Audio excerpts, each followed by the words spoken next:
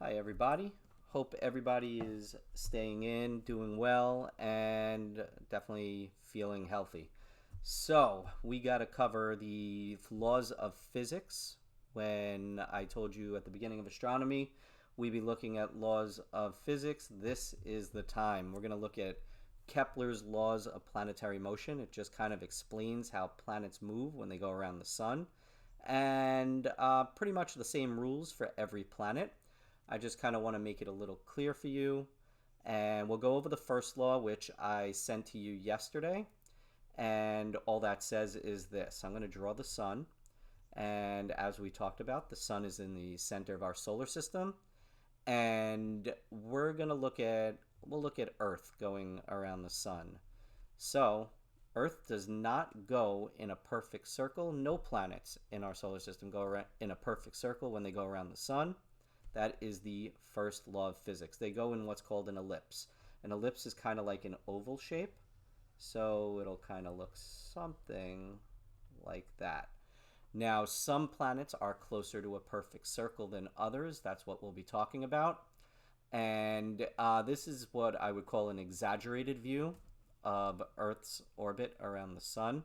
If you were to actually look at the real orbit, it pretty much looks like a perfect circle to your eye, but we are a little bit off from a perfect circle. So we could figure out how far we are off from a perfect circle, and that is called eccentricity. We're going to use an equation for eccentricity in a second. But if you read the notes yesterday, you would have seen that the way we figure out eccentricity is we need what's called foci. Foci are fixed points. That means they never move. And as we talked about in our solar system, the sun sits in the center of our solar system and does not move. So for every planet in our solar system, Earth, Mars, Venus, you name it, the sun is always one of the foci, and they love to ask that on the regents. And then when we're trying to figure out the eccentricity, there's always going to be another imaginary point, another focus. So this is one focus. And speaking of focus, the camera I'm using is having a problem focusing. All right, so that's one focus. That's the other focus. The plural of focus is foci. And then, so there you have your foci. You're also going to have what's called the major axis. So I'm going to take a ruler that I have. And the first thing I do, and you got a part 2 question on your homework yesterday to figure out the eccentricity of an ellipse. The first thing I do is I take my ruler and I just kind of line it up with the two foci. The sun is one of the foci, and there's the other. And I draw a line, a straight line right through the foci from one end of the ellipse to the other. And once I do that, I can now figure out my eccentricity. How do I do it? I am going to first measure, well, first I need the equation, which I have right here. And you can see the equation for eccentricity is on the front page of the reference table. And that is the distance between the foci over the length of the major axis.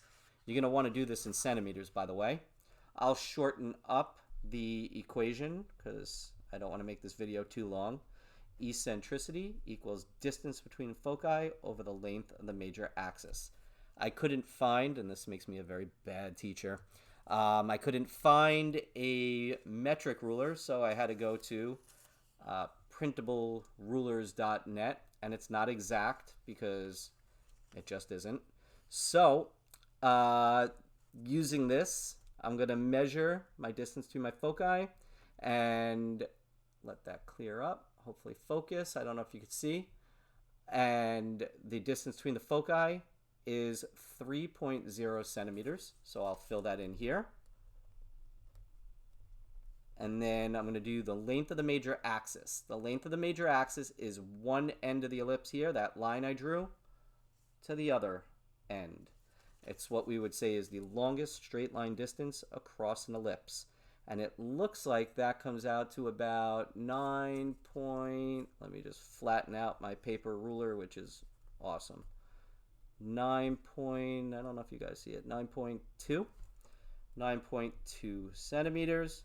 And now to figure out the eccentricity, I'm just going to take my calculator, and I can't find a good calculator, so I'm going to use my phone, and I'm going to divide 3 by 9.2.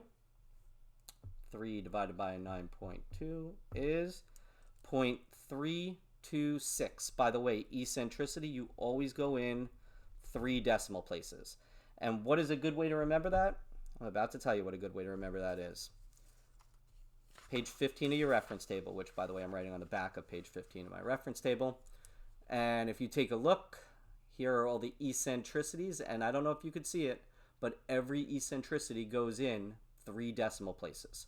So my ellipse has an eccentricity of 0.326. If it's a decimal, and your eccentricity always will be a decimal, that means this number, the eccentricity, will always fall somewhere between 0 and 1. The closer the number is to 0, that means you have a lower eccentricity. Look at the shape of a 0. Doesn't that look like a circle? So, easy way to remember this, the smaller the eccentricity, the closer it is to 0, the more circular the orbit. And if it's a higher eccentricity, a 1, you're further from a circle, that would be less circular. That's what eccentricity really tells us. So, knowing that now, I can go over the homework. I'm going to have to make this a separate video file because this one's approaching 7 minutes, and I was told not to go over 7 minutes. So, look for that next